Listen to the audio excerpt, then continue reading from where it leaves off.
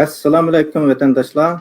Mustaqillik yo'lida izlanish programmamizning 43-soniga xush kelibsizlar. Bugun biz Cumhuriyet Reisimiz Doktor Mamtun Efendimni vaziyat va mulohaza program suhbatimizning 2-soniga xushlanganligini taklif qildik. Programmamizga xush kelibsiz. Xush bulduk. Biz oldin qatam vaziyat va mulohaza deb nurg'un narsalarni so'zlagan, ammo Mamtun Efendim Amerika saylan to'g'riliq gap qilgandan keyin hozir ketib inkas tushdi. Buni da bir tushunmaslik bo'lmoqchi mumkin. Shuni bir azroq bir deyasangiz, undan keyin biz savolga chiqsak. Tushunmaslikninki bo'lish tabiiy, qaysi nuqtada to'g'risi tushunmaslik bo'ldi? O'sha Amerika saylami eng oxirgi qatam bo'lib qolishi mumkin degan nisbatan nurg'un odamlarda bir xil kallaslik to'g'ri qilinmaslik. Hamda meningki o'tgan qatam Amerika to'g'risida so'zligini albatta biz hukumat bo'lish sifatimiz bilan Amerikaning ichki ishlariga bek aralashib ketganimiz yo'q. Amerika o'zining ishini o'zi junqira oladigan, amniyat muvaffaqiyatli boshqarib kelgan bir davlat. Biz faqat sir tutuvchi bo'lish sifatimiz bilan shaxsan men qisqacha berib o'tib ketdim. Uyg'urlarda bir gap bor, aqlga ishorat, nadonga juvaldiriz deydigan. Mening gapim boshqalarni ümidsizlantirmasin. Aksicha ularni Amerikaningki bu saylami va saylamdan keyingi barliq keladigan Amerika vaziyati, rayon vaziyati va dunyo vaziyati haqida texadam izlansin degan nuqtadan chiqib turib bu nuqtani dedim. Amerikaningki hozirgi yuzlanishi o'zgarishchan oldin faraz qilish intayin qiyin, intayin murakkab omillarga ega bir jarayon. Buning uchun har bir Amerikada yaşayotgan Uyg'urlar bo'lsin yoki boshqa yerda turayotgan Uyg'urlar bo'lsin, ko'ngil bo'lmasak bo'lmaydi. Bunda deyishimning sababi Amerikaning siyosatining qanday bo'lishi bizning kelgusidagi taraqqiyotimiz, ya'ni bizning mustaqillikni qo'lga olishimizdan iborat bu buyuk g'oyamizga intayin cho'nqur ta'sir ko'rsatdi. Amerika Xitoyga qarshi tura oladigan birdan-bir raqobatchi, hatto dushman bo'la oladigan bir davlat. Bizning dushmanimizningki dushmani har vaqt bizning do'stimiz bo'ladi. Uning ustiga Amerikaningki Uyg'urlarningki kelgusi haqida hozirgi chiqib kelgan nurg'unlagan ishlar va buningdagi texnimmi zo'r ishlarni ustiga kelish mumkin. Bo'lapmi Xitoy bilan Amerika o'rtasidagi bo'lapmi ikki dunyo qutblashyapti hozir. G'arb dunyosi bilan birik rangdagi davlatlar. Bu davlatlar Xitoy, Rossiya, Braziliya, Hindiston va Janubiy Afrika qatorliqlar Amerikaningki iqtisodiy, harbiy, siyosiy, diplomatiya va boshqa kultural sohalardagi yetakchilik rolini ag'dirib tashlab, uning o'rniga o'zini chiqarish uchun g'aljilik bilan kuchaytirdi. Chiqirdig'ini bu yerda Rossiya emas, chiqalaydig'ini Indiya emas, yoki Hindiston emas, balki Xitoy.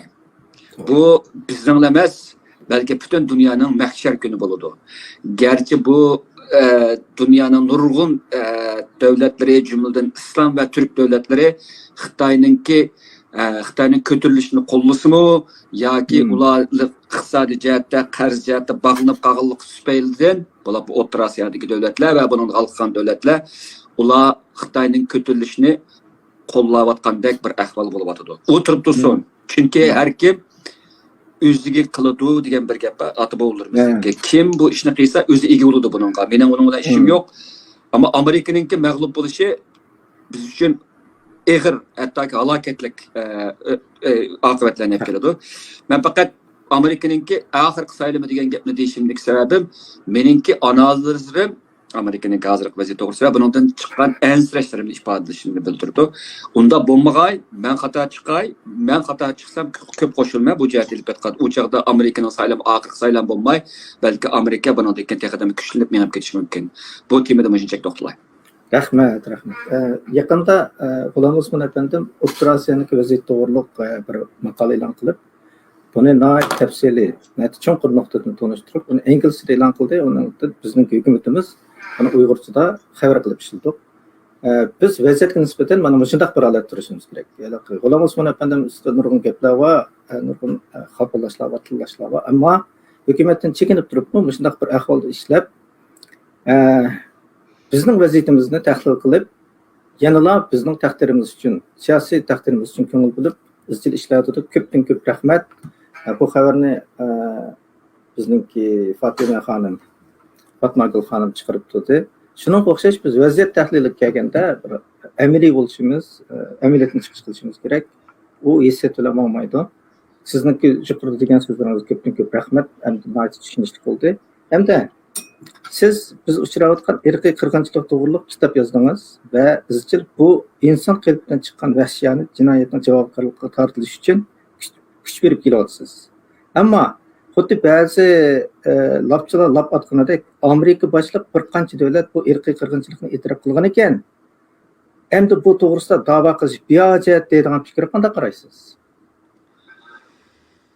Uyg'ur irqiy qirg'inchiligi tugamagan, davomlashayotgan bir qor besishga o'xshaydigan qo'rqinchli insoniyat tarixida kam uchraydigan bir qabohatlik bir qirg'inchilik. Uyg'ur qirg'inchiligini, Uyg'ur irqiy qirg'inchilik to'nib ketgan davlatlar bor, lekin xalqlarning to'nishi yaxshi emas taxe. Yana bir texnik muhim bir nuqtani aytsam, texe Uyg'ur irqiy qirg'inchilikni to'nimiga yana nurg'un davlatlar bor. G'arbdimi bor bu jihatda, Avstraliya buning ichida. Endi bu dunyo to'nib ketdi degan gap bu nihoyat mujmal gap bo'ladi.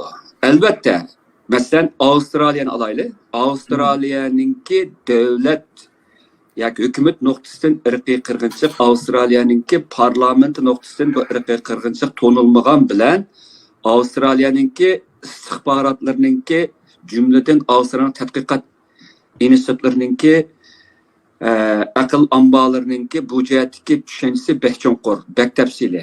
Masalan, Avstraliya strategiya tadqiqot institutininki tadqiqotlasak, ular Sharq Turkistondagi lagerlarninki o'rnini tunji qatam aniq va uning ko'lamini va qanchalik odamning sig'adiganlik qatorliq hisoblashlarning hammini nihoyatda haqdada yetkazib qilgan bir tashkilotlarning birisi. Bu jihatdan elib etgan vaqtida bu haqiqatan Avstraliyaninki bu irqiy qirg'in to'nishiga turklik rol o'ynash kerakdi. Ammo tadqiqot boshqa, siyosat boshqa bo'ladi.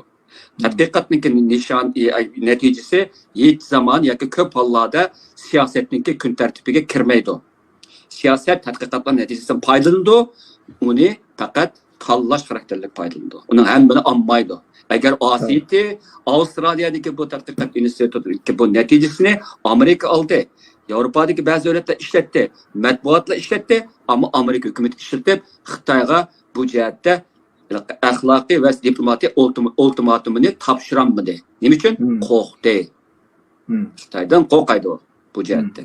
Endi gapim qaytib kelsam, agar irqiy qirg'inchiliklar to'nilib ketgan bo'lsa, u to'g'risida to'xtalmaydigan bo'lsak, nima uchun armanlar hozirgacha 100 yildan ortiq bo'lgan arman qirg'inchiligini Turkiyaning yuziga urib, har bir so'rinda Turkiyani osal qilishga tirishdi? Nima uchun Turkiya jon jahli bilan bu irqiy qirg'inchilikni e'tirof qilmaydi? Hattoki Armeniyaga tahdid silib propoz qiladi. Nima uchun 100 yildan oshgan unutilib ketgan, 4 avlod o'tib ketgan bir irqiy qirg'inchilik nima uchun Armaniston bu qadar yipishib oladi bunga? Chunki jinoyat unutilib qolsa, o'xshash jinoyat qayta takrorlanadi. Yana bir misol olayım. Holocaust deymiz. Holocaustning oxirlashganiga 70 yilda ishib ketdi. Nima uchun Holocaust to'g'risida dunyo irqiy qirg'inchilik tarixida eng jiq kino ishlangan, ommaviy media va ommaviy ongda va kompaniyalarda eng zo'r tashviq qilingani Holocaust. Buning oldiga o'tgani yo'q. Necha o'nlagan Holocaust haqidagi Hollywoodning nimalari, kinolari, televiziya teatrlari, asarlar, sahna asarlari, naqshlar va ommaviy kulturda Holocaust to'g'risidagi nurg'un narsa, hatto simbol bor. Yana bir o'zim bildigan bir misol keltirib, Avstraliyaning Sidney shahridagi Yahudilar muzeyi deydigan bir muzey bor. Sidneyninki shaharning go'zal yerida joylashgan. Bu muzeyninki kengaytirish oldida turayotganligidan xabarim bor. Bu muzey nima uchun kengaytirdi? Bu muzeyning ichida nima bor degan vaqtda ko'pincha Holocaustga oid narsalar bor. Ondan Yahudilarninki Avstraliyadagi tarixi bor. Nima uchun Holocaustga oid bu narsa yana kengaytirilishini qalaydi? Chunki bu unutilmaslik kerak, qaytlanmaslik kerak. Bu haqdagi davlatlar, shaxslar va kuchlar har vaqt o'zininki axloqiy burchini unutib qolmaydi. Tegishli bo'lsa axloqiy burchni uchun mas'ul bo'lmaydi. Buning uchun har vaqt Uyg'ur qirg'inchiligiga o'xshash. Bizdagi cho'ng ishni qilolmadik, dunyoga tunishtirdik ishlarni qilolmadik. Masalan, siz degan gapga kelaydi hemen. Uyg'ur irqiy qirg'inchilik to'g'risida hozir shohidlarninki, aslimalarninki chet elda o'qilishi bahası intayin yaxshi. Nima uchun? Dünya hikoyani anglashga amroq keladi. Zulm uchrug'ining hikoyasininki qudrati necha o'nlagan ilmiy asarlarning qudratidan kuchli bo'ladi. Nima uchun? Chunki u zulmning hikoyasininki u anglag'uchilarni hissiyot jihatdan ta'sirlantirish yoki qadimgi grek tilida katarsis qilish, axloqiy tuyg'ularni qo'zg'ash, ularni bir ish qilishga harakatlantirishdek bir alaylik bir bo'ladi. Endi ilmiy sohaga qarab boqaylik. Ilmiy sohada Uyg'urlarninki qiyğanlari bek az. Yo'qning o'rinda. Misol keltirayman. Turkiyada Uyg'ur irqiy qirg'inchiligini yezib, tadqiq qilib, yoki nim qilib, voyaga yetkazib, turklarni titirtib etgan birmi Uyg'urninki tadqiqotchisini bilmayman, yoki boshqa jihatni bilmayman. Turk tilida bilib shuni qilayotgandim. Arablarnikini deyli. Arab tilini biladigan Uyg'urlar intayin Arab tilini Qur'on o'qishni o'rgansak bo'lmaydi. Arab tilini bilganlarninki shu tilda necha millionlagan odami bor, bir arab dunyosiga ta'sir ko'rsatgandek asarlarning borligini men bilmayman. Yezganlar bordi, ammo zilzillik ta'sir ko'rsatganlari meningcha bek oz. Yana boshqa tillardan bor. Hatta Xitoy tilida deyli, Xitoy tilidami, mayli Xitoyning cho'ng quruqligidan boshqa yerlardagilarni ta'sirlantirib o'tgan, ham ko'p hollarda istat ilindigan va deyildigan nurg'un gaplarning deyilganligini men bilmayman. Bu jihatda tehi dunyoga bildirish deganda go'dak holatda biz tehi. Bildirib bo'ldi emas, bildiranmayot emas, bildiradigan odamlarimiz bo'lmayotdi. Agar mushu laplarni atgan odamlar o'zlarining menga yozgan bir ingliz maqolasi ko'rsatib baqsin. Birlar. Ben makalını yazıp, maya ilan kıldım, manda tesir tuttursun. Tesirini değişmeye tuturali. Aval kılış gerek bu ne?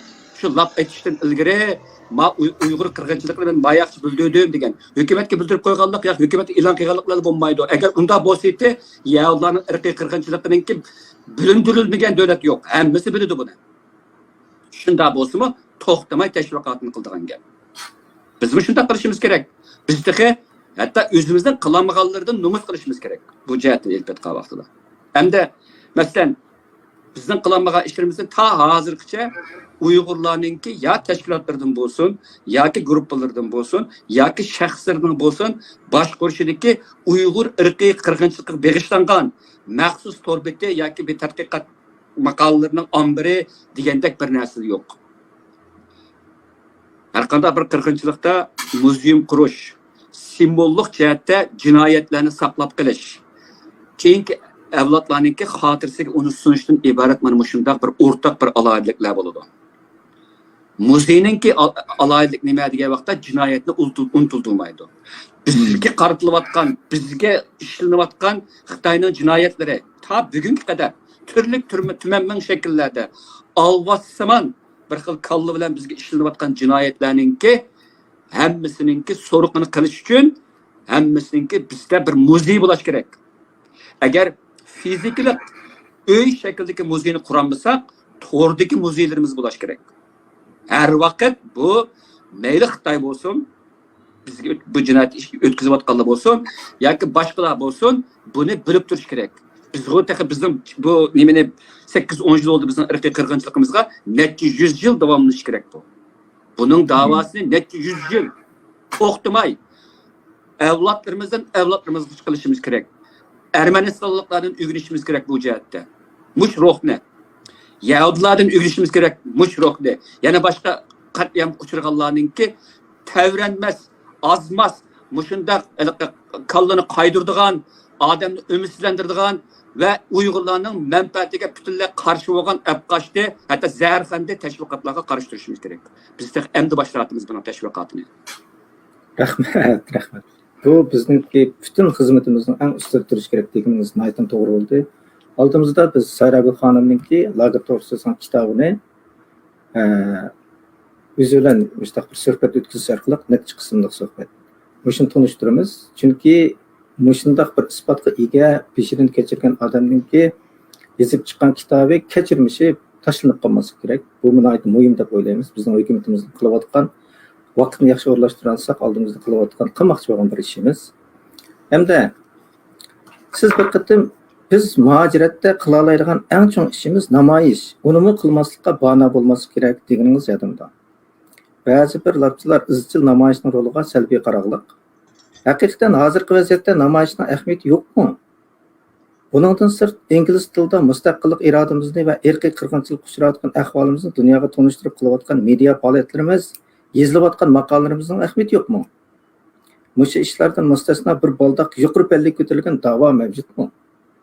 Bu to'g'risida bir so'zlab bergansiz. Namoyish bu to'g'risida bizning chet elga chiqqandan beri qilayotgan ba'zi munozirlarimiz bor. Namoyishning ahamiyati bor deganlar bilan namoyishning ahamiyati yo'q deganlar o'rtasidagi fikr o'xshamaslik shirkilash hattoki bas munozir xarakterlik ishlar ilgari yodimda bor. Bu bir normal bir ish, fikr erkinligining bir tarkibiy qismi. Namoyish erkin bir davlatda o'zining fikrini erkin o'tirg'i qo'yishni izlaydigan ma'lum shaxs, ma'lum guruhga yoki uningdan halqagan manfaat guruhlarininki o'zininki siyosiy va boshqa jihatdagi qarashlarini o'tirg'i qo'yishdiki qonun yo'li qo'ygan asosda o'tirib qo'yishdiki intayin unumli bir yo'l.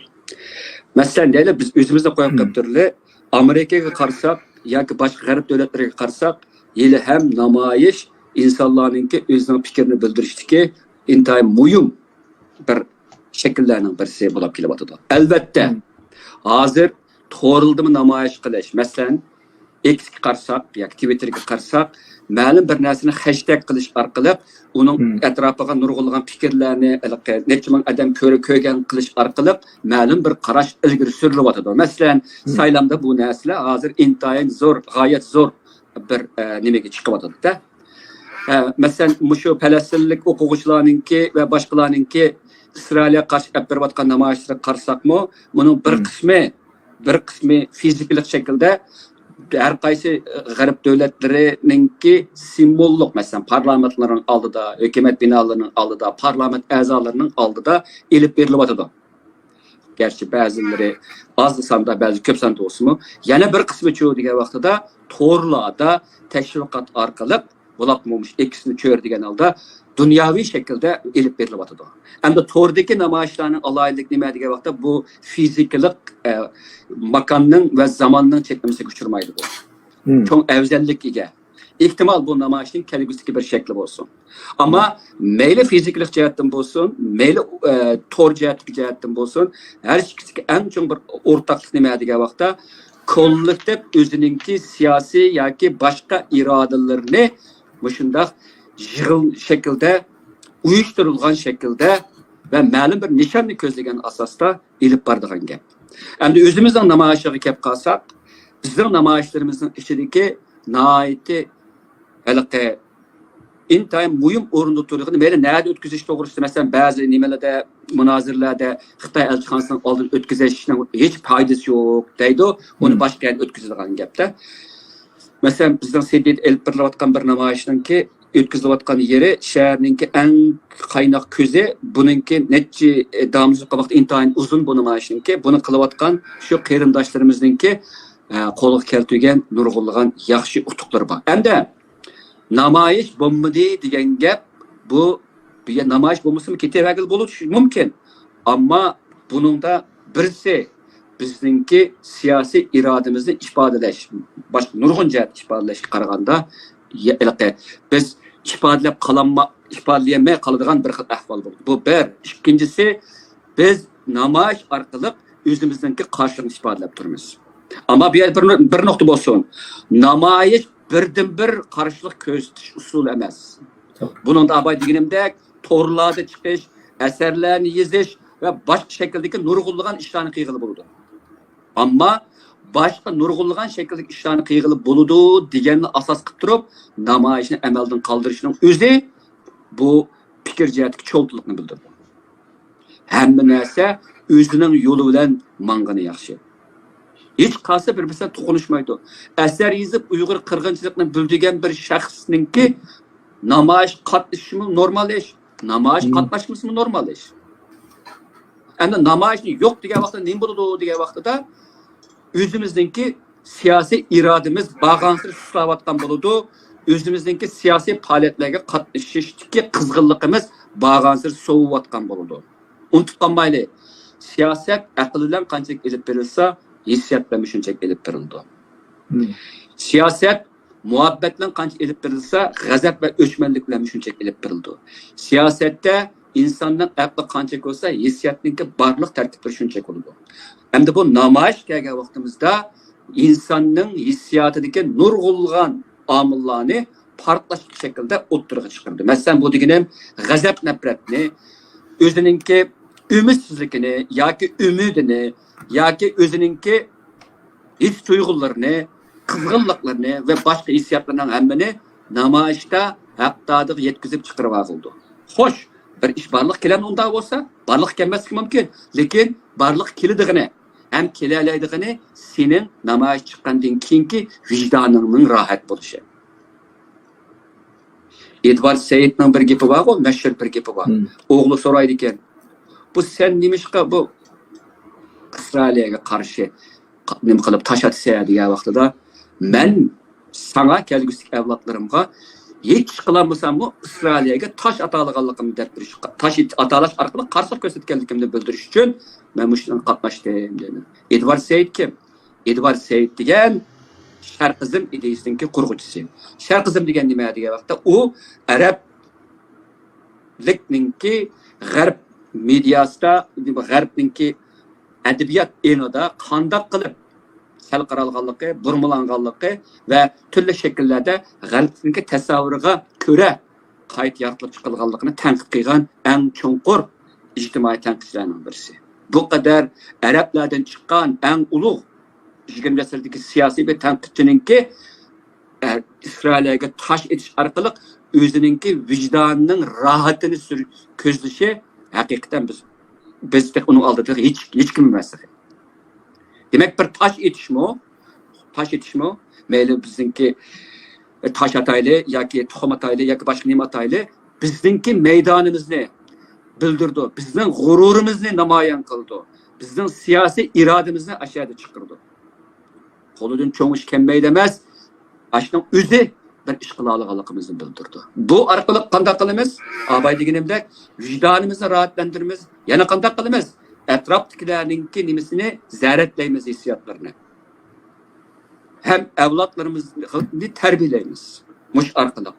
Chunki bunda qilmasa, namoyishning o'zi bir janggoh. Qurol yo'q, bayroq bor. Başka biz atlagan nemi yok. Lekin ağzımızdaki gap var. Şuarlar var. Nutuklarımız var. Bizdeki kaynap taşkınlık çömgen gazap nefret tolgan avazlarımız var. Bu arkalık biz özümüzdeki tiklikimizni, ölmegenlikimizni, dersençilikке, nağıkçılıkka, ırkı kırgınçılıkka karşı turduğanlığımızı, evlattan evlatga karşı turduğanlığımızı bildirimiz. Hoş. Bu bizning gapimiz emas. Dunyoda izlayotgan yoki adolat talab qiladigan yoki siyosiy o'zgarishni, ijtimoiy o'zgarishlarni barliq keltirishni umid qiladiganlarning hammasi degidek mana shunday his tuyg'ularni ifodalaydi. Bu olam shuni ish qilib etmaydi.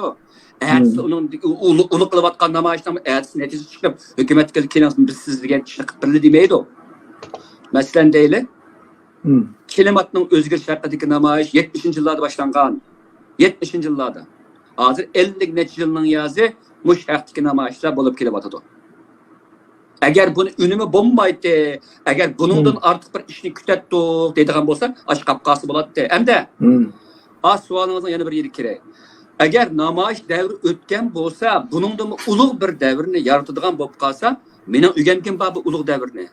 Agar haqiqatan ulug' bir taktika yoki strategiya bo'lsa, bu strategiya hargizmi bizdeki en addi ama en önümlü ve bizdeki irademizde en bevas ifadeleyen namayişini öldürüş arkalık yani bir öteşten hiç haceti yok. Abay dedim. Bu karşılık köşkünün türlük yolları ten paralel mevcut bulağırdıgan gap. Neyim için çok birini beka kılıp yani biz öteş gerek oldu bu. Bu kallını oynaş, kallını kaymoqtashdan boshqa gap yo'q bu yerda. Agar seningda o qadar ulug' bir iroda qilib uni. Agar seninki u ishing haqiqatan bizning qilayotgan ishimiz nechnin bo'lsa, men namoyishimni qilaverayki, ammo sening aqlingda peshingda mangayman. Shuni nima qilay? Ammo sen uni ko'rsamaysan menga. Ammo meni qila oladiganim ne? Qilmaysan desang, sizlarga nim farqi bor seninki? Sen kimsan o'zing? O'zingni kim chaqlaysan? Sen chiqding-ku shu namoyishga. Shu dunyoviy namoyishni bo'lsam sen bir qilib baq. Dunyoviy namoyishni qilib, bütün hamma yerda Uyg'urni shu o'ptag'anni qo'pirab qo'pqanni mang'uzib mang'anni jugatib. Aqldan biz peshingni biz mang'ayli. Quruq gapga mushuk optab chiqmaydi hozir. Vatandakilar bizning namoyishimizdan ilhom oladi. Albatta uni ko'ranmaydi. Ham biz o'zimizni bir-birimizning namoyishdan ilhom olamiz. O'ylab chiqinglar. Agar Amerikada bo'lsin, yoki Yevropada bo'lsin, yo Turkiyada bo'lsin, yerliklar qatnashgan yoki o'zimiz o'rlashtirsakmi, yalqinliq nutqlar bilan, jarangliq shuarlar bilan sap-sap mangan odamlarimizga ilib turgan namoyish bo'lib qolsa, ashdan qatnashammasakmi, jiroqdan bo'lsin duo qilamiz. Yurkimiz yerilib ketadi. Nima uchun? Chunki aşı bizning ovozimiz. Men chiqarmagan ovozni ola chiqaryotdi. Vatandagi chiqarmagan ovozni ola chiqaryotdi. Ovoz shunday bo'lgan gap. Shu vaqtning o'zida biz o'zimizningki tirikligimizni, vijdonimizning o'yg'oqligini, irodamizning chinligini ifodalaymiz. Gapim tugadi. Rahmat. Biz namoyishni har qanday bano bilan tushasak, e'tirof qilmasak yoki buni ahamiyat yo'q desak qat'iy bo'lmaydi. Siz degandek, men tunji ret bayroqni ko'rganda o'zim tutolmagan. Bizimiz bayroqqa intilib, bayroqni qishiga yaqin keladigan emas. Amerikaga kelib tunji ret namoyishga qatnashgan vaqtimda menda ajoyib bir tuyg'u bo'lgan. Bu namoyish haqiqatan ulug' bo'ladi, uning ahamiyati haqiqatan cho'ng bo'ladi. Bo'libmi bizdek hozirgi ahvolda qo'limizga qurol olib, o'zimizning maqsadga yetolmayotgan bizdek odamlarga namoyish qilish bizning birdan-bir vijdonimizni aram topqizgan birdan-bir usul. Haqiqatan to'g'ri dedingiz. Lekin hozir bizda vatanga berib kelishdan iborat bu mundaq bir masala bor. Endi bizda odamgarchilik deb yana bir rasmiyatchiligimiz bor. Ammo vatanga berib kelayotgan yoki vatandan tuqqan yo'qlab kelganlarga bu odamgarchilikni qilishimiz kerakmi? Topdan, ya'ni jamoatdan ayrilib qilish arzimdir. Bu odamgarchilik hamda Machiavellining gapi o'zi desam, Machiavellining gapi pek ashaddiy gaplar bor Machiavelliningga. Political realism, ya'ni siyosiy realizm haqidagi dastlabki qurg'uvchilarningki ideya ishlab chiqaruvchilarningki birisi Machiavelli. Yani onun qarashicha siyosatda axloq yo'q, ya'ni siyosatda odamgarchilik yo'q deydigan bir gap bor. Bizningki Uyg'ur siyosiy tariximizga qarasak, ko'p hollarda axloq, odamgarchilik, to'g'ri tushunish yoki texnimmi boshqa bir xil shaklda aytsam, salaga ketish. Salaga ketishda qanday bo'ladi degan vaqtida bizning dushmanimiz bu ojizligimizni qattiq bilganlik uchun biz rad qilinmaydigan ba'zi shaxslarni oraga selib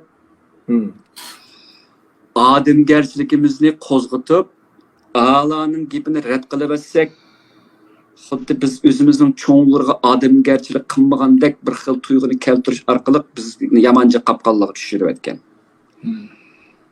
Hattoki Xo'yzulani ekkilib oldimizga Qur'on bilan ekkeldirib, u Xo'yzula Qur'onga qo'lini qo'yib turib, bizni ishontirib, o'zimizning dushmanning uchun xizmat qilganini biz bilmay, halokatlik tarixlarni ko'rgan. Ashmo dinimizda bir sodda qarashda, dinimizdagi muqaddas bir qarash, ammo u suiiste'mol qilingan vaqtda, bizga sunilgan vaqtida biz soddaligimiz bilan bu qo'lni Qur'on qo'ygan vaqtda tadqiqotga bir emasmi deymizki, ammo aninki siyosatda o'ynalayotgan vaqtda dinlanma aplashmaydi qol. Dinlanma mustasno holda axloqni qarib qo'yib, dinni qarib qo'yib, har qanday narsani qarib qo'yib, qip yalang'och bir xil siyosiy bir suiqasd uchun vosita bo'lishda nomus qilmay qilayotganligi bizning kallamizga sig'maydigan gapda.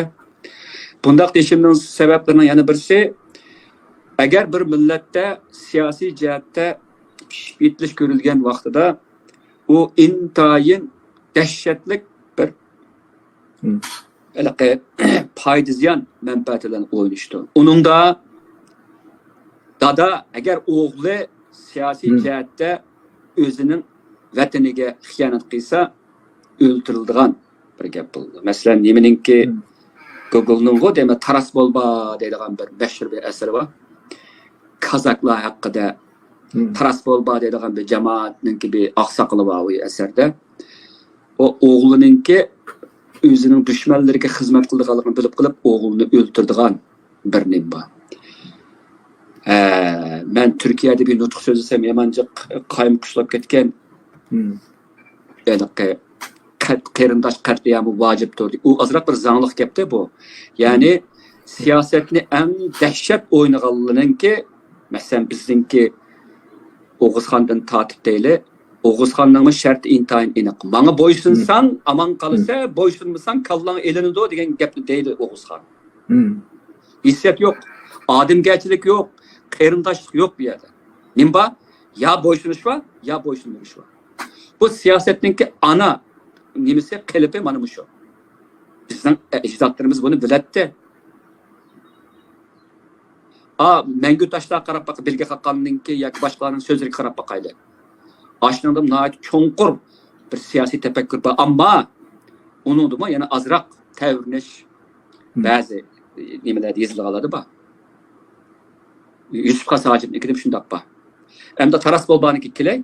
Aşnanda Taras Bolba özünün oğlunu öldürdü. Siyaset degen bu kadar rəhimsiz bir nəsə. Ademgerçilik deydiğən nəsə bulmaydı. Eğer biz qaçaniki ademgerçilik deyli, qaçaniki keçirli, hatta aramızdan çıkan hayallarını mı keçiremme onun bilan bardı keldi qıçıga vaqtimizning özüde u hainninki her bir kuşurninki vatandagi necha minglagan odamlarning beshiga chiqadiganligini biz bilmaydigan yer emas. Hainning boshqa ziyonlari turib tursin aramizga chiqqanlarninki ularning her bir kuşurninki berilgan vaqtida hatta ular o'zimi bu uçurunun nemiga zeyni var deganda qilib o'zini aldash xarakterlik berishi mumkin. Ammo Xitoy her bir uçurun ağa vaqtda aşnanda tilga ilingan her bir odamni qarlaydi. Agar vatanda bo'lsa uni ujuqtirdi, chet elda bo'lsa uning kunini qiyinlashtirdi. Qanday qiyinlashtirdi? Yana shu eliqqa ko'ngli oq odamgarchilik to'lgan Uyg'urlar orqali o'ziga qarshi turayotgan aqsin gap so'z taqitdi. Onun bilan badi keldi qilishini to'sadi ve onu yalnız kaldırışga tirishadi. Bu mening beshimdan o'tgan ishlar bu. Ammo mening tushundig'im nima desa, mening tushundig'im siyosatda odamgarchilik yo'q. Agar men siyosatda odamgarchilik bor deb qaraydigan bo'lsam, men to'y o'ynasam bo'ladi. Men mehmondorchilik o'ynasam bo'ladi, bu ishni qilmay. Men shu kallisi nima odamlar bilan podadek yursam bo'ladi. Uyg'urlarda bir gap bor-ku, burni bo'lmasa poq yeydi deydigan. Ular uchun xoin bilan xoin emasdan farqi yo'q. Hali ko'p Uyg'urlar uchun. Nima uchun? Yolg'iz qilishdan qo'rqaydi. Ham Uyg'urlarningki buni men o'tganda bir qitimda so'zimda degandim. Kallimizda shunday bir tasavvur borki, jamoatdan ayrilib qolsak, chet elda kepellikimizni o'raydi, kepellikimiz yolg'iz qilib yerlik qo'ydigan odamimiz qolmaydi, o'limimizga odam kelib qolmaydi deydigan bizningki kollektiv ongsizligimizdagi bir qo'rqinch var, bir tashvish var. Buni bizning dushmanlarimiz va bizni vayron qilmoqchi bo'lgan o'zimizning Uyg'urlari buni qattiq foydalanib bizni yolg'iz qoldirishga, bizni ro'yjatga azoblanishga va bizni ro'yjatga tushkunlashga qistaydi. Mening gapim shu. Agar men o'lsam, mening o'limim kamdala. Mening hech qo'rqinchim yo'q bu jihatda elbetqa vaqtda. Men faqat vatan uchun o'lishni xohlayman. Boshqa hech qanday nimam yo'q bu dunyoda. Agar ish qilgan hayotim qanchalik bo'lsa, hammasi vatan uchun qilaman. Ammo men hech qaysi Uyg'urning ko'nglini xush qilish uchun yashamayman. Odamgarchilik uchun yashamayman. Yoki yaxshi ko'rilish uchun yashamayman. Qachoniki mushuklik berildi ekanman, men nişanımdan adashgan bo'lman. Agar meni mush odamgarchilikka qistaydigan bo'lib qolgan bo'lsa, misol, men shu tasavvurni yuqori o'zining chekiga surib turib deyapman bu gapni. Meni o'ligim kambag'allar tashiyotdilar. Men undaq odamgarchilik o'lgandan keyin kerak emas. Hayotimda kerak bo'lmaydi asla. Hem o'lgandan keyin ko'rgim yo'q unda odamgarchilikni. Chunki munqarz bo'lgan, vatan munqarz bo'lgan bir odamning oldidan o'ylaydigani vatanning manfaati. Tarozi bu. Hamma narsa mush tarozini o'tish kerak. Hatto mening onam, dadam, mening urug' avlodim va mening do'stlarim, mening jamoatdoshlarim va millatdoshlarim hammasiga bir o'lcham bor bu yerda. Bu o'lcham aniq, aq qarsiz qara. O'tirsa buningki kulrang rayi yo'q. Agar sen men bilan bir sapda bo'lsang, men sen bilan bir sapda. Men sen bilan sapdosh. Agar men bilan bir sapda bo'lmayotgansa, beshing osmonga taqashgan bo'lsa-mu, men sen bilan bir sapda emas. Men sen bilan hech aloqam yo'q. Bu dunyo va u dunyo aloqam bo'lmaydi. Bu vatanning manfaati qirg'in qilinayotgan, dafsan qilinayotgan tuproqlarga eqitilgan qonlarning g'ori ilham ko'tarilib turayotgan bir tuproqning avlodlari bo'lish bilan men uchun bir nishon mana shu. O'zimning sabdoshlariga, millatdoshlarimga, dindoshlarimga qo'ydigan bir talab bu. Boshqa hech talabim yo'q. Hech kimda hech qanday talabim yo'q. Agar uningki xarakterida egizmaslikli bo'lsin, hattoki yo'lda chiqib ketgan bo'lsin, ammo vatanla deydi ekan, men quchoqlayman. Bu en adakki, en yüksek, en muhteşem nişan bana şu. Başkanın emisi insaniyetlik. Başkalda uşak işte de ademgerçek yasak buludu. Ben ademgerçek kımbalı demek demezmem. Çünkü bizim kültürümüz ademgerçek üstü kurulgan kültür. Ama siyaset geldiği vakitte o başka bir naiti kattık ve intayın nemeninki Lenin degen katilinin ilip etken vakitte kan ekitilmaydigan bir cengah siyaset neminki. Nima mavzuni gibi ilip etken vakitte. Bu kadar şapkasız bir narsa bu siyaset degen. Ama bizden hayatımız siyasileşken hayatken benim amalım yok onunla. Her bir tınıkımız, her bir hareketimiz bu siyasileşip bağırken benim bunda bir talepni, bunda bir katlık bir ölçemini koymakta amalım yok. Ama kündük durmuş da ve adli bir Uygur. Kerip çıkış, daskan götüreş. Bu işler buluş gerek. Bizim kültürümüz şunda yaratılgan. Eğer bu siyaset olmaya başka ne bulap ki? O benim evgen yaşıyorsan ister. Ben dedim o hayatın türleri intayın köp, sahalar intayın nurgun. Ama biz için en mühim, en hazırki biz kıyın hem biz her vakit ciddi karımızda olmaydıgan saha bizden siyasi sahamız. Çünkü bizden takdirimiz siyasi takdir. Hem bizden görüvatkanımız mı siyasi katliam. Mandaçılık etken vakitte. Şunun için bu siyasetleşken hayatını yaşamaslıkta amalımız yok. Gepim tügülü. Rahmet, adamgarchilik nuqtasidan chiqish qilib turib, siz siyosatninki haqiqiy ma'nosini tushuntirdingiz. Haqiqatan biz Uyg'urlar adamgarchilik to'yingan va jamoatchilik yashaydigan. Ayrilib qolsak chidamaydigan bir millat, ammo prinsipga kelganda, siyosatga kelganda siz degandek dada bolin bo'lmasi kerak. Biz hech tuqqanlarimizni tanımasımız gerek. Çoğum vatanning manfaati uchun yashashimiz kerak. Buningda qanday bedel bo'lsa mayli, xuddi siz degandek o'limimga kelmanglar. Bir odamning irodasi eng chong bo'lgandami mishinchilik bo'ladi. Hamda hozirgi Ukraina Rus urushi, O'rta Sharq to'qinishi, Sharqiy Janubiy Osiyo vaziyatini birlashtirib, bizning siyosiy taqdirimizga ilib kelgan mush ishlarning ta'sirini bir qilib so'zlab bersangiz. Emce abay azrak başlattı mi bunu? Bunu sel konkretlaştıra. Yani Ukrayna bilen Rusya oturski, İsrail bilen Hamas oturski, hatta kelgüste ihtimal bulup karışmam ki İsrail bilen İran oturski ve Xitay bilen Tayvan oturski tokunuşun ki sadalarımı künsürü küçüyevatıdı. Xitay'nın Tayvan'a kartıvatkan ıgvagerçilikleri, korkutuşları, popozları, asırttan ve içki kısmından Tayvan içindeki casusluq nimelerine hareketlerini küçeytiş qatarlıqlarına küçüyevatıdı qatarlıqlar.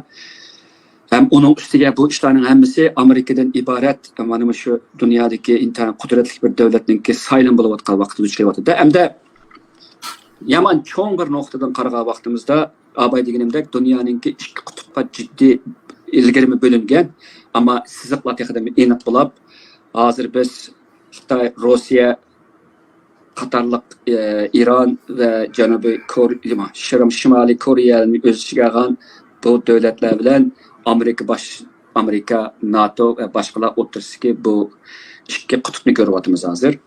Bu qutblarning ichida Amerikaningki hozirgi dunyodagi garchi rahbarlik va yetakchilik roli g'ili zo'r darajada tayyorlanyapti hozir. Gerçi butunlay endi tayyorlanyapti, ammo Amerika hatto yiqilgan taqdirdami yoki qanday bir narsa yuz berishdan qat'iy nazar Amerika yana bir yadro davlat qilish bilan dunyodagi hozirgi ahvolda aldirab o'zininki hech bo'lmasa harbiy jihatdagi kuchini yo'qotib qo'ymaydi, ham qo'yolmaydi. Chunki yadro qurolliga ega bo'ladi ekan, dunyo bundan cho'chiydi. Har qanday Xitoy cho'chiydi bundan. Yadro qurol degan u boshqa gap bu. Ya'ni bu yerda yadro urushga kirib qolgan vaqtida g'alaba qilg'ichi bo'lmaydi. Hammamiz butunlay supurib tashlaymiz yoki yer yuzida yo'qaymiz. Sekunddan ichida yo'qaydigan gap. Shu bu chaqchaq qildigan ish emas-da bu. Shu jihatdan elib aytgan vaqtimizda yadro qurollarininki har ikki tarafda bo'lishi, mana Rossiya, Xitoy bilan Amerika va ba'zi Yevropa, masalan Angliya, Fransiya qatorliq yadro qurollari bor. Bular o'rtasidagi to'qnashishda hamdaliqi kichik doiradagi yadro qurollari ishlatilmaydigan shakldagi to'qnashishlar bo'lishi mumkin. Bu to'qnashishlar nerda eng qattiq bo'lyapti degan vaqtda Ukrainada bo'ladi. Ukrainaning aqsi kim bor? NATO bor. Uni hammamiz bilamiz. Amerika bor uning aqsida. Hamda Rossiya bilan Xitoyninki qarshilik. Hamda eng ichki bir tarafi hozirgi ahvolda Amerika bu ikki qutblashgan to'qnashishda Xitoy bilan Rossiya o'rtasidagi o'zaro hamkorlik kuchayib ketyapti. Kuchaysa mayli-te, hamkorlik ko'p hollarda barobar shaklda bo'ladi deymiz-ku. Ammo bu yerda Rossiyaninki iqtisod, chunki urush degan g'oyat zo'r mablag' talab qiladigan, iqtisodni talab qiladigan bir ish vositasi bilan Rossiyaga bir butun NATO qarshi turayotgandan keyin, Amerika va boshqa davlatlar qarshi turayotgandan keyin Rossiya iqtisodiyotda ham ashyo va boshqa jihatlarda halsirab qolayotgan vaqtda Xitoy uni ta'minlab berib Rossiyani o'ziga bağlan siri beqindirib qo'yayotgan bir ahvol bor.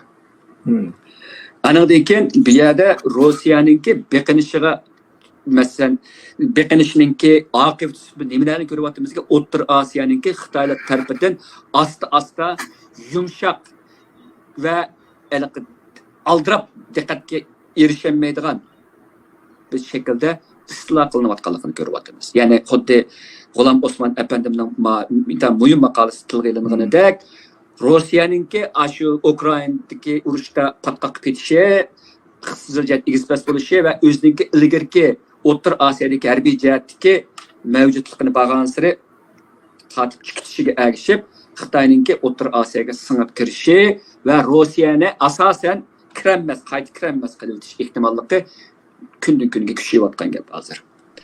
Shu demakchi o'g'lim, bu dunyo endi hozir eng og'irsi Xitoy bilan Amerika boshchiligidagi g'arb o'rtasidagi to'qinish bo'lish ehtimolligi intayin yuqori.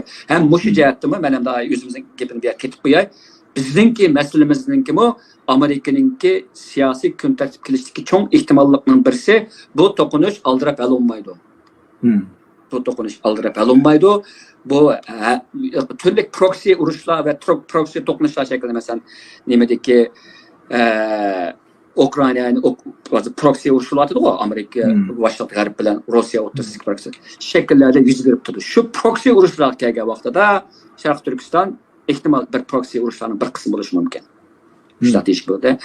Buni mushunday tushunamiz ham. Endi yana bir jihatda ilib ketgan vaqtida biz Xitoyning tabiatini bilamiz.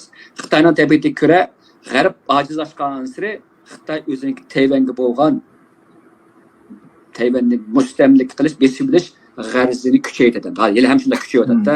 Hozir Amerikada Taylandda Amerikada ig'ir bir egizpaslik bo'layotgan vaqtda Xitoy fursatdan foydalanib shunday qiladi. Endi ehtimol Tayvan mu kelgusida Amerikaning Xitoy o'rtasidagi proxy urushlarininki, ya'ni vakolatdan urushlarninki bir qism bo'lib qilishi mumkin. Bu mu ma'lum jihatdan elib o'tgan vaqtda dunyoninki kelaçkini özgertiydi. Şunun bilan bir vaqtda Uyg'urlarninki kelaçkiga ta'sir ko'rsatish mumkinligi intan cho'ng bo'lgan bir ishlarning birisi. Çoğumuz ama adam ensirterlik noktalarımı yok emas bunun içinde. Yani bunun içindeki en zor ensirterlik noktalarının birisi dollarsızlaştırış kademinin sizleşişi. Dünyanın iktisadi merkezlerininki G'arbdan Sharqqa yo'tkilish yuzlanishi qatorliqlar Amerikaninki harbiy jihatdagi ustunligini kafolatlantirgani shu dollar emasmi? Desek. O dollar zarbi uchrab qolsa Amerikaninki harbiy mavjudligi va taraqqiyotini xeyli zo'r darajada ta'sirga uchraydi-da. Xitoy Amerikaning yo'lini dollarsizlashtirish orqali qo'llayotdi deyishga bo'ladi. Ammo kelgusida gapimni yig'sam, bu yerda Amerika eng oxirida o'zininki mavjudligida intayin ig'ir bir tanlashga halokatlik yoki o'zini qutqizish xarakterlik bir tanlashga duch keldi. Ya Xitoyni vayron qiladi, ya Xitoy Amerikani vayron qiladi. Mush vaqtning o'zida biz uchun bir fursat tug'ilishi mumkin. Shuningga ko'ra biz o'zimizni Uyg'urlar chet elda hozirlik har vaqt hozir qilib turishimiz kerak. Hukumatimizningki bu eng cho'ng strategiyasining birisi o'zimizni ummatsizlantirmay, bo'shib ketmay, sepimizni buzib etmay, amalning baricha kun sari o'zgarayotgan, murakkablashayotgan va oldin ko'rish qiyin bo'layotgan, ammo bekmi qiyin emas oldin ko'rish. Abay deganimdek oxirgi bir yer bordi bu. Oxir bütün narsalar yig'ilib bir tochka nuqtaga, bir fokus nuqtasiga bordi. Shu yerga o'zimizni tayyorlash. Bizning nishonimiz bu hamda hukumatimizning. Gapim tugadi. Rahmat. To'liq yaxshi javob berdingiz. Biz qanday ish qilaylik? Biz hukumatimiz bunga tayyorlik qilib turishimiz kerak. Mustaqil qilishmi, bir hukumatning turishi. Mayli biz qanday cho'ng plan so'qaylik, aniqligimiz, aniqligimiz deb ba'zilarning siyosiy uyg'unishiga uchrab turaylik. Ammo bir gap bor. Bu hukumat olmasa mustaqillikni, hukumat shaklida. Boshqa hech qanday bir tashkilot yoki atalmish nochilar ololmaydi. Masalan, siz vaziyatni yaxshi tahlil qilib berdingiz. Shunga o'xshash hukumatda ideya jihatda bir xil tayyorlik bo'lishi kerak. Vaziyatni tushunish kerak. Sizningki uni oldida G'ulom Osmonovningki shu O'rta Osiyodagi ahvollarni deganingizda bizda bir xil fursat mavjud. Shundan bir xil bo'hron mavjud endi. Tanq ketyapti. Buningda xuddi uning oldida degandek Amerikaningki saylamiga bizning alayda ko'ngil bo'lishimizga sababmi bu yerda rol o'ynayotgan yadroliq kuchdan davlat, quvvatli davlatdan biz Amerika bo'lgani uchun bizning taqdirimiz bunga bog'liq bo'lgani uchun. Shunga biz bu vaziyatga inchki bilan kuzatib qarab kelyapmiz. Biz vaziyatni boshqalarga o'zimizni ko'rsatish uchun, foydalash uchun, lab etish uchun boshqalarni ish qilmay turib o'zimizga ergashtirish uchun emas, aksincha o'zimiz qila oladigan ishni qilg'ach, masalan namoyish deymiz, maqola yozish deymiz, irqiy qirg'inchilikni unutmaslik deymiz, o'zimizning madaniyatini saqlash deymiz. Shularni izchil qilish bilan birlikda hukumatning ishlarini tan qilib maqsad bizning buningdan natija chiqadi deb qaraymiz. Ham biz xalqqa hukumatlarni qo'llashinglarni umid qilamiz, chunki bizningki birla masalamiz bor, vatan masalasi. Vatan masalasi shu hukumatning atrofida o'yishib turib, o'rtaq niyatda bir yoqdan bosh chiqarib amalga oshirdi. Shunga hammanglarning hukumatga har vaqt ko'ngil bo'lib turishinglarni, fikrlarni berishinglarni, o'zinglarningki yordamlarni aymasliginglarni umid qilamiz. Bundan keyin namoyish to'g'risida gap qildingiz. Namoyishni cho'qin qilib turmaymiz, bo'lmasa vijdonimiz aram topmaydi deb. Men endi bu yerga Sayfullo hojimni bir qistirib o'tay. Oqsaroyning oldida buni men necha qatim dedim, bizniki bayroqni, shuncha go'zal bayroqda bu. Faqat davomli namoyish qildi, bizning irodamizni ifodalaydi. Oqsaroyning oldiga keladigan dunyodagi nurg'un odamlar Oqsaroyga bir xil cho'qinib degidek keladi deb ko'rish uchun. Biz dunyoni boshqarayotgan qanday bir yerda bo'ldi. Ba'zilar Amerika degan qoldi, Amerika deganninki kuch qolmadi deb so'zlab yuradi, ammo u qo'rq gap u. Endi shu yerda, shu maydonda bizning bayrog'imiz davomli qilib turadi. Buningga bir adam kuchini chiqarib, o'zining butun ajrini bilib berib qilyotdi. Bumi bir xil namoyish. Bundaq namoyish qilganlarni biz uning foydasi yo'q desak, bu nomussizlik bo'ladi.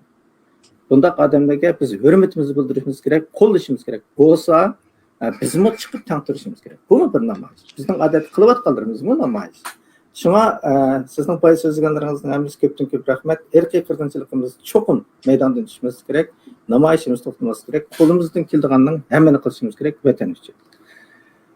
Bugungi mush ajratgan vaqtingiz uchun Allohga